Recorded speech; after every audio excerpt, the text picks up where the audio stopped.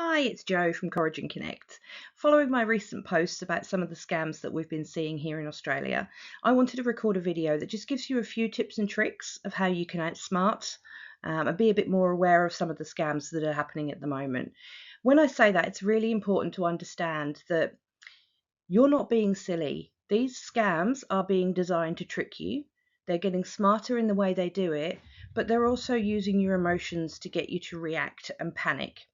So I'm here to reassure you that you don't need to panic. There are some things you can do to be more scam aware, and just have a think about and pause before you react to something, because typically there is a trick, there's a fear-based emotion or a panic-based emotion they're trying to use.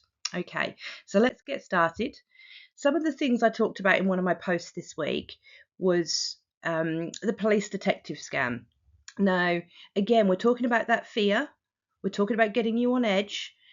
Getting a phone call from a police officer or a detective or someone claiming to impersonate the AFP does exactly that. It makes you think.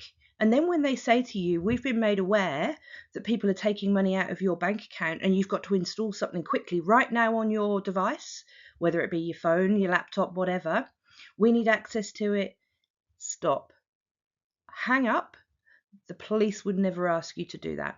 That's the first thing you need to know. They want you feared and panicked or scared and panicked, and that's what they're doing, okay? They are tricking you. So whatever you're doing, never let anyone have access to install things on your devices or to remote into your devices or to share screen with them at all. Hang up, call your local police, particularly if you're getting multiple phone calls, report it. There are also scam aware sites as well where you can go and Google report scam and it will take you to the Corruption and Crime Commission report scam. Investment scams. This is an interesting one because it's very easy to think at the time, if someone was asking me to give them money to get something, then I probably wouldn't do it. But people do. You can be tricked. They can tell you, you need to send us this money because you've won a prize, or you need to buy this merchandise, so you need to give us money for that, or you need to invest in this latest, greatest whistles and bells things that's going to get you the biggest return ever. Be very careful. As I said, take a step back, have a think, don't commit to anything straight away. And whatever you do, don't send money to someone in any way, shape, or form online that you don't know, particularly if they're asking you to use, and this is a big giveaway, a non-traceable, unheard of money sending platform. So we all know PayPal, still risky if you don't know the person at the other end. So just be careful about that. But if someone asks you to take cash, go and get money out of your bank account and send it to them versus a money transfer service, just say no. Romance scams, and this is sadly another one. This is preying on people who really want to find a companion or want to believe that this person loves them or feels strongly about them. They are tricking you into building a relationship. They will come on very hard in doing that, and then they will tell you they need money. So again, pause and think is the best thing you can do. Payment redirections are really hard to spot, and we'll talk about emails and how to spot false emails shortly. But there's a number of ways they do it. They either impersonate a company and tell you that your subscription's out of date, you're going to get cut off, whatever the case might be. They might also send you what looks like a really valid invoice for something that you've just bought online. They may be able to see some previous customer purchases or recent customers that have purchased and see a username, mock something up. There's very smart ways they can do this, but the main thing is they send you something that looks real. Now, it's about identifying that and again pausing and realizing it may not be real. If you're really concerned, you can report it as spam or you can call the company. So, for example, if it's Telstra, don't respond to the email, don't react to it, call Telstra and say, am I about to be cut off? They've got web chat facilities, you can chat to them on there as well. If it's your bank, remember your bank will never ask you to disclose PIN numbers, passwords, logins. And again, hang up or delete the email and call your bank and check. But some of them are really obvious, and we'll talk about that in a moment. Remote access scams, a bit like what the police did in the earlier scenario. They ask you to go to your Google, your Bing, whatever browser that you use, type in an email address and then put in a code, and that gives them access to everything on your device. So again, no one who is safe, it's going to ask you to do that. It is very different if you are talking to someone like a tech support person like me and you are asking for help, you're engaged, you can see my face, you can hear my voice, and we have a problem we're trying to rectify, then I would direct you to how to allow me to remote in. But I would ensure that you disconnect the connection afterwards. And it's really about, if you don't know the person in real life and what their goal is or what their agenda is, don't say yes. It's so easy though, trust me, I do understand. I see and feel for everyone that gets caught out in these things. And then phishing scams. These emails are designed to convince you to buy something.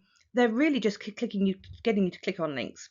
They are phishing, casting out the rod and hoping that someone clicks on that link as that clickbait to either get you to buy something that's not real, to transact in some way.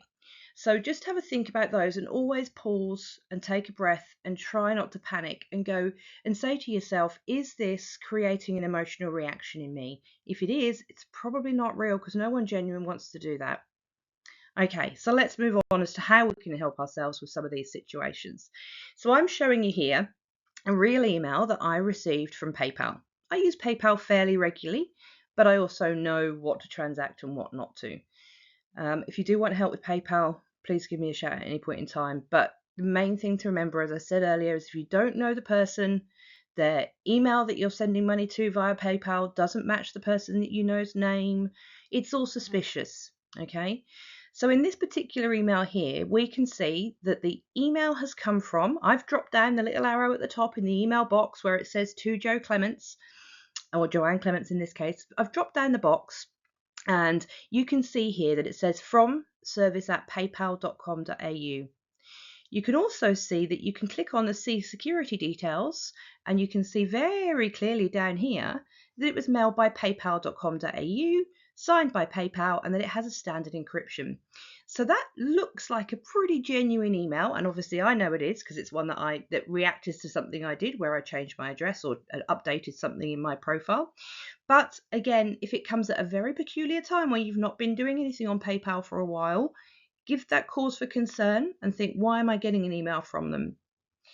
All right, so the other thing in the email, and this is the genuine one still, you can see it says, please let us know straight away if this information is incorrect or you didn't make this change. Now, when you hover over that link using your mouse if you're on a laptop, or press and hold it when you're on a mobile device, it will bring you up another window and it will tell you what the link is embedded behind this text. Now, if we look at that here, we can see it's a secure HTTPS PayPal link. Now, that's really important because people can embed anything they like behind the text in your email. So if we have a look at a fake one, and this is a real fake, okay, so it's just mocked up as an example, it's gobbledygook. So looking at this fake, when we drop down the arrow where it's got to and your name, you'll see the from email address. And this is really important because, again, it's hidden. They rely on you not seeing it and not checking. So in here, you can see really clearly that this is from a gobbledygook email address. It's got nothing to do with PayPal. And when we hover over the link, we can see that the link that you've been given is, again, gobbledygook. So there's a few things you can do here. You can go report spam and delete the email straight away. That's the best thing. But if you're concerned you've clicked on the link or anything that might impact you, then please give me a call or ask someone you know locally at one of your local CRCs just to have a check of your device. But just whatever you do, check before you click on links on things. Okay, so scrolling on Facebook, scrolling on your device, playing a game, an app that you've downloaded, and you've won a prize, click here to install, and guess what? You probably won't see a little cross on it. Or if it is, it won't be visible to you. So first of all, don't click claim now. Don't click install. What we need to be doing is thinking, how can I close Facebook? Now, if you're getting lots of these pop-up ads, then again, please let me know, or someone that is tech savvy enough to have a look at your device and remove apps that are giving you ads, because lots of pop-ups like this means that something has either an app or something is running rogue behind your device. But if it's occasional and you've clicked on something by accident, remember the first thing, don't panic. If you get something like this, your device is infected by viruses, don't bite.